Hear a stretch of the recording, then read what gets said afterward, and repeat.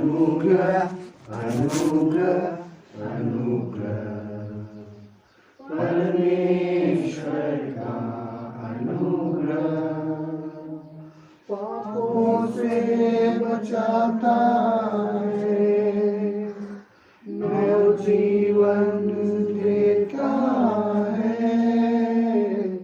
पापों से बचाता है, नव जीवन देता है।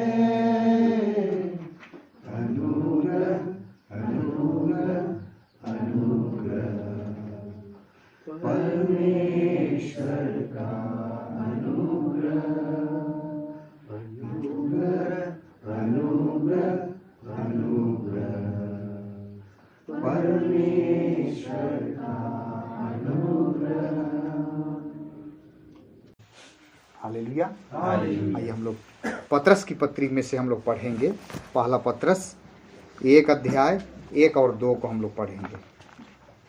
पत्रस की ओर से जो यीशु मसीह का प्रेरित है, उन परदेशियों के नाम जो पुन्तुस, गलातिया, कप्पदूलिया, आसिया और बिथुनिया में तितर बितर होकर रहते हैं, और परमेश्वर पिता के भविष्य ज्ञान के अनुसार आत्मा के पवित्र करने के द्वारा आज्ञा मानने और यीशु मसीह के लहू के छिड़के जाने के लिए चुने गए हैं। तुम्हें अनुग्रह और शांति बहुत आयत से मिलती है। दूसरा पद को एक बार फिर से पढ़ देंगे।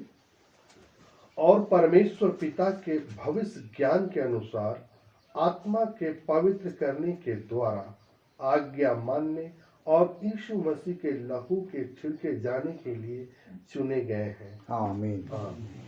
सो हम सब आज्ञा मानने के लिए चुने गए हैं। हालेलुया। हम लोग किस लिए चुने गए हैं? हम सब आज्ञा मानने के लिए चुने गए हैं और यीशु मसीह के लहू के छिड़के जाने के लिए चुने गए हैं। अब यीशु मसीह का लहू अभी प्रत्यक्ष में तो नहीं है कि अभी हमारे ऊपर में छिड़का जाए, लेकिन यीशु मसीह का यहाँ लिखा हुआ है, और परमेश्वर पिता के भविष्य ज्ञान के अनुसार। परमेश्वर जानता है कौन आज्ञा मानेंगे, कौन आज्ञा नहीं मानेंगे। परमेश्वर जानता है, लेकिन फिर भी वो क्या चाहता है? वो चाहता है कि सबका उद्धार हो, सब वचन को माने, आज्ञा माने और उसकी प्रतिज्ञा को प्राप्त करे। लेकिन आज्ञा नहीं मानने के कारण विनाश इस पृथ्वी में आया। आदम और हवा को आज्ञा ही तो दिया था परमेश्वर ने, कि कोई बहुत बड़ा काम दिया था? नहीं। क्या काम दिया था उसको? उत्पत्ति 2:15। आदम और हवा को बड़ा सिंपल सा काम दिया था, लेकिन हमारा पूर्वज आज्ञा उल्लंघन किया।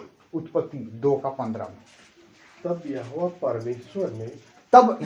परमेश्वर ने आदम को लेकर अदन की वाटिका में रख दिया। आदम को लेकर के अदन की वाटिका में रख दिया कि वह उसमें काम करे और उसकी रक्षा करे। उसमें काम करे और उसकी क्या करे? रक्षा करे। बस उसमें फल फूल लगा हुआ था, उसके फल को खाना था और आराम से अपने परिवार के साथ में रहना था, इतना ही काम। और परमेश्वर ने उनको कहा था बाकी सब वृक्षों के फल तुम खा लेना, लेकिन वाटिका के बीच में भले और बुरे के ज्ञान का जो वृक्ष है उसका फल मत खाना बोला था। तो परमेश्वर जो खाने के लिए जिन चीजों को दिया है उसको खाना, जिसको खाने के लिए मना करता है उसको नहीं खाना। सिंपल बात है। लेकिन हमारा पुरखा आदम परमेश्वर की आज्ञा का उल्लंघन किया, और पहला आदम के उल्लंघन करने के, आज्ञा नहीं मानने के कारण सारे मानव जाति में मृत्यु प्रवेश कर गया। क्योंकि परमेश्वर खाने से पहले ही बता दिया था, जिस दिन तुम उसका फल खाओगे उसी दिन, पहले बता दिया था जिस दिन तुम उसका फल खाओगे उसी दिन तुम मर जाओगे। लेकिन वो परमेश्वर की बात पर विश्वास नहीं किया। क्या हो गया? शैतान आकर के लुभानी चिकनी बातें कर दिया, और शैतान अपना बात को मनवा लिया कि नहीं, परमेश्वर स्वयं जानता है कि जिस दिन तुम उसका फल खाओगे परमेश्वर के तुल्य। खाया, परमेश्वर के तुल्य हो गया क्या? नहीं। किसके तुल्य हो गया? लूसीफर के तुल्य हो गया, लूसीफर के तुल्य हो गया। और बाद में मेरे प्रियो दूसरा आदम आता है, हम लोग पढ़ेंगे थोड़ा सा। यहाँ पर हम लोग देखते हैं कि परमेश्वर पिता के भविष्य ज्ञान के अनुसार आत्मा के पवित्र करने के द्वारा आज्ञा मानने के लिए और यीशु मसीह के लहू के छिड़के जाने के लिए चुने गए हैं। यीशु मसीह का लहू छिड़के जाने का मतलब, आज तो लहू नहीं है प्रत्यक्ष रूप में कि छिड़का जाए, लेकिन लहू छिड़के जाने का मतलब क्या है मेरे प्रियो? उन दिनों में निर्गमन का किताब 12 अध्याय 12 और 13 को हम लोग पढ़ेंगे कि लहू छिड़कने से वो घर बच जाता था। जिस किसी घर में लहू छिड़का गया वो परिवार को मृत्यु का दूत आता था और उसको छोड़ देता था। लेकिन जिस घर में लहू छिड़का नहीं गया है वो घर में पहिला उठा कर मृत्यु हो गया। हाँ, निर्गमन 12 अध्याय 12 और 13।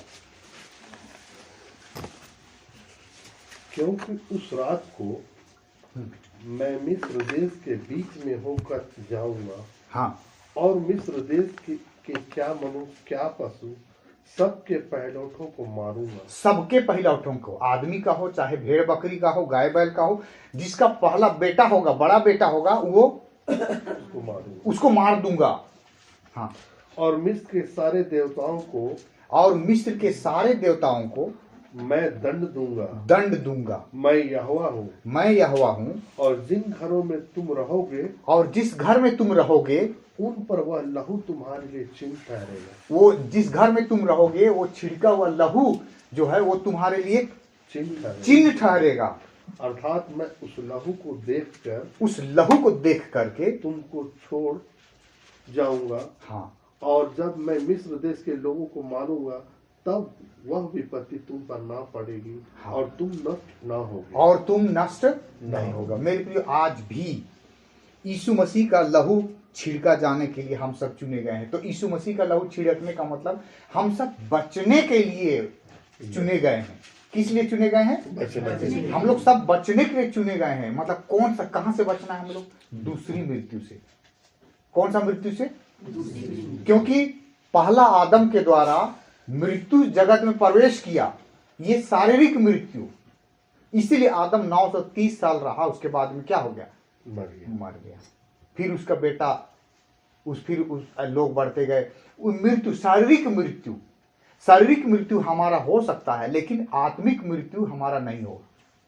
जो लोग उस यीशु मसीह पर विश्वास करते हैं, क्योंकि यीशु मसीह ने ऐसा कहा है यूहन्ना 8:51 में। यीशु मसीह ने पहले से कह दिया है, पहला आदम के द्वारा मृत्यु जगत में आया, लेकिन दूसरा आदम के द्वारा जीवन जगत में आया, अनंत काल का जीवन जगत में आया। हाँ, मैं तुमसे सच सच कहता हूँ कि यदि कोई व्यक्ति मेरे वचन पर चलेगा तो वह अनंत काल तक मृत्यु को ना देखे। मेरे वचन पर चलेगा मतलब यीशु मसीह जो आज्ञा दिया है उस आज्ञा के अनुसार पालन करना है। है कि नहीं? फिर से एक बार पढ़ लीजिए। मैं तुमसे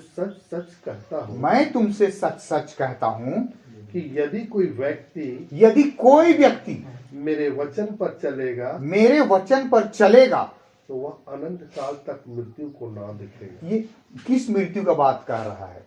दूसरी मृत्यु। जो लोग इस जीवन में यीशु मसीह को अपना उद्धारकर्ता मान लिया है, जिन्होंने यीशु मसीह को अपना सृष्टिकर्ता मान लिया है और वचन को पालन किया है। वचन पालन कहां से शुरू हुआ है? मालूम? बपतिस्मा से। क्योंकि बपतिस्मा अपने आप में एक अंगीकार है और कि बपतिस्मा बच्चा में नहीं होता है, बचपन में सिर्फ अर्पण होता है। परमेश्वर ने बाबू को दिया, जो छोटा बाबू को हम लोग देखेंगे, परमेश्वर चाहा तो उसको अर्पण करेंगे, ना कि हम लोग बपतिस्मा करेंगे।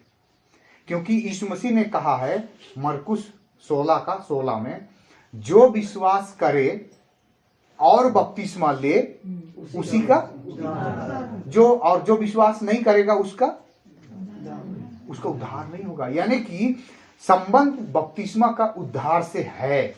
यहीं से उद्धार का, मनुष्य का उद्धार शुरू हो जाता है बपतिस्मा से। इसीलिए शैतान ने क्या किया, शैतान ने इसी बपतिस्मा को बदल दिया।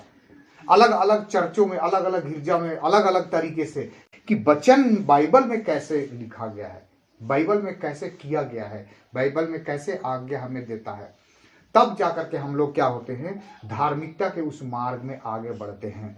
हम लोग सपन्याह का किताब को थोड़ा पढ़ेंगे। सपन्याह 2 अध्याय और उसका 3 पद में एक सजेशन देता है, एक सलाह देता है परमेश्वर हम सबों को। सपन्याह 2 अध्याय और उसका 3 पद। हे पृथ्वी के सब नम्र लोगों, हे पृथ्वी के सब नम्र लोगों, हे यहोवा के नियम के मानने वाले। देखिए, नम्र लोग ही ये वचन को मानेंगे, जो नम्र नहीं है वो वचन को मानेंगे भी नहीं, क्योंकि हम लोग जानते हैं। हाँ, हे पृथ्वी के सब नम्र लोगों, हे पृथ्वी के सब नम्र लोगों, हे यहोवा के नियम के मानने वालों, हे यहोवा के नियम के मानने वालों, उसको ढूंढते रहो, उस परमेश्वर को ढूंढो, सच्चाई को ढूंढो। हाँ, धर्म को ढूंढो, धर्म को ढूंढो, नम्रता को ढूंढो, नम्रता को ढूंढो। संभव है तुम यहोवा के क्रोध के दिन में शरण पाओगे। देख लीजिए कितना सुंदर यहाँ पर बात कहा गया है। नम्रता को ढूंढना है। हे पृथ्वी के नम्र लोगों कह रहा है, लेकिन नम्रता को अभी हम लोग पढ़े थे, मीका 6:8 में पढ़े थे कि परमेश्वर क्या चाहता है मनुष्य से, ये कि न्याय से काम करे और कृपा से प्रीति रखे और अपने परमेश्वर के साथ नम्रता से चले। परमेश्वर के साथ नम्रता से चलने का मतलब होता है उसकी आज्ञा का पालन करना।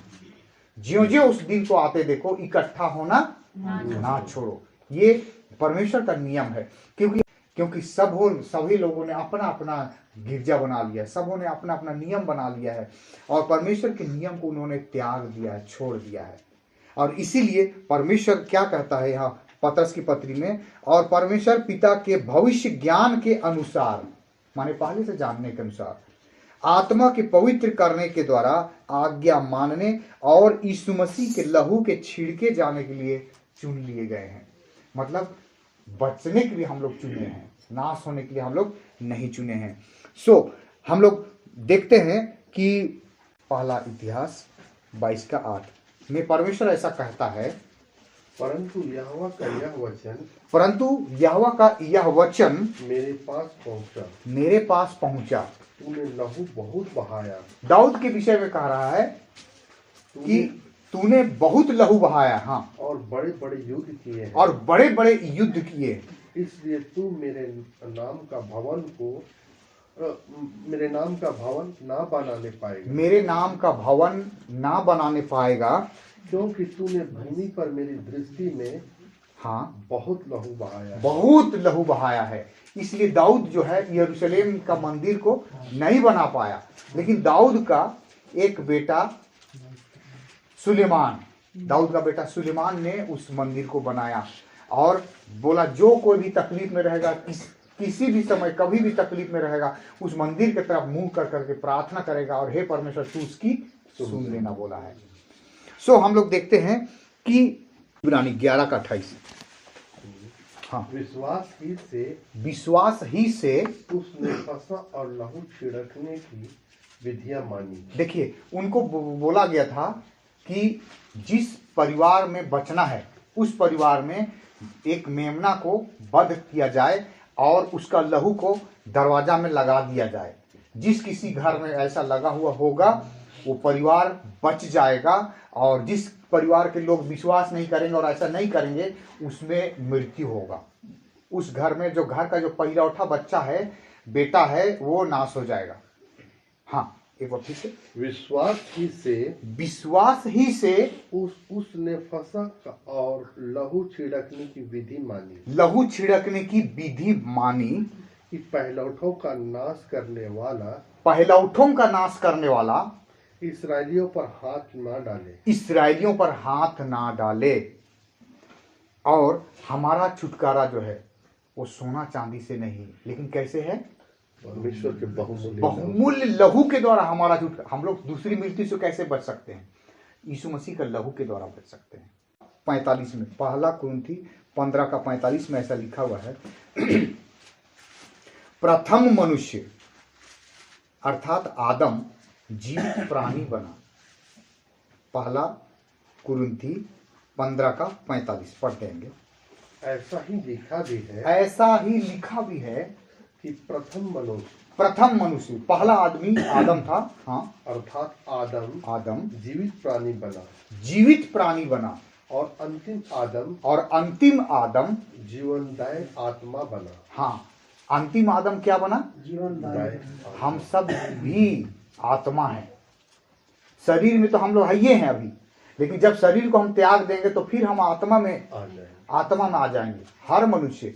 इसीलिए मिट्टी ज्यों कहती हो मिट्टी में मिल जाता है और आत्मा जिसने उसे दिया है उसी के पास वो लौट जाता है। और बाइबल में लिखा हुआ है 1:12-13 में देखिए, परंतु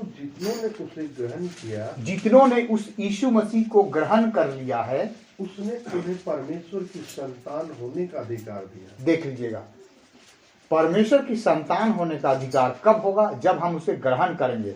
और ग्रहण करने का तरीका क्या है? बपतिस्मा है। ग्रहण करने का तरीका, यीशु मसीह को कोई अगर ग्रहण करता है तो उसका एक तरीका है, वो है बपतिस्मा।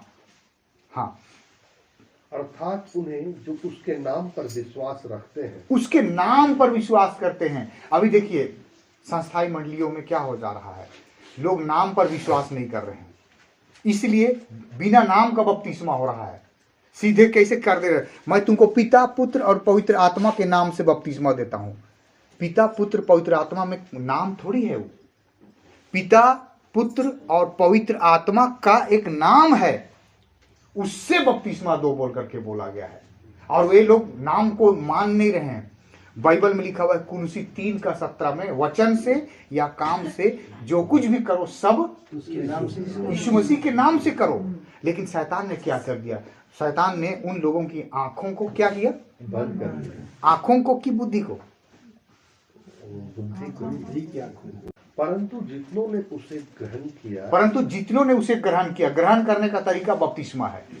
उसने उन्हें परमेश्वर की संतान होने का अधिकार दिया। परमेश्वर की संतान होने का अधिकार दिया और अर्थात उन्हें जो उसके नाम पर विश्वास करते हैं, वे ना तो लहू से, देख लीजिए, वे ना तो लहू से, ना शरीर की इच्छा से, ना मनुष्य की इच्छा से, परंतु परमेश्वर से उत्पन्न हुए। तो परमेश्वर क्या है? आत्मा है। और जो परमेश्वर से उत्पन्न होगा वो भी क्या होगा? आत्मा ही होगा। और इसलिए मेरे प्रियो, यीशु का ही लहू जो है सब पापों को शुद्ध कर सकता है। पहला यूहन्ना 1:7 में ऐसा लिखा हुआ है, पहला यूहन्ना 1:7, पर यदि जैसा वह ज्योति में है वैसे हम भी ज्योति में चले, यानी आज्ञा माने, तो एक दूसरे से सहभागिता रखते हैं और उसके पुत्र यीशु मसीह, हाँ, पुत्र यीशु का लहू हमें सब पापों से शुद्ध करता है। यीशु मसीह का लहू हमें सब पापों से क्या करता है? शुद्ध करता है। और शुद्ध होने के लिए, पवित्र होने के लिए, बचने के लिए लहू का जरूरत पड़ता है।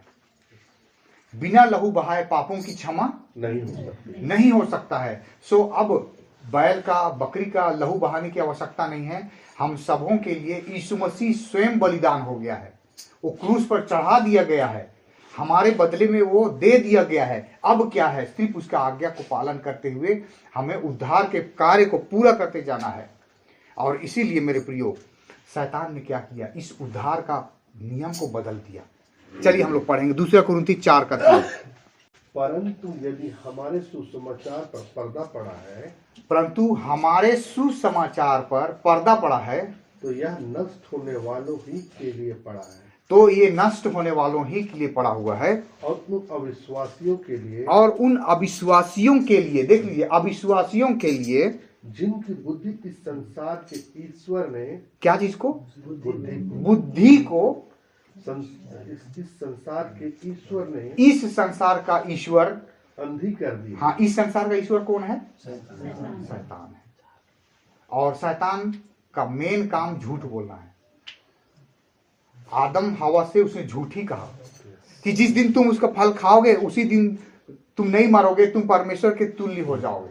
और ये झूठ को सच मान लिया आदम और हवा, और फल को खा लिया। नतीजा पूरे मानव जाति में पाप आ गया। और पाप आया तो पाप की मजदूरी मृत्यु आया, और मृत्यु सब मनुष्यों में प्रवेश कर गया। इसी दूसरी मृत्यु से बचाने के लिए परमेश्वर ने क्या किया?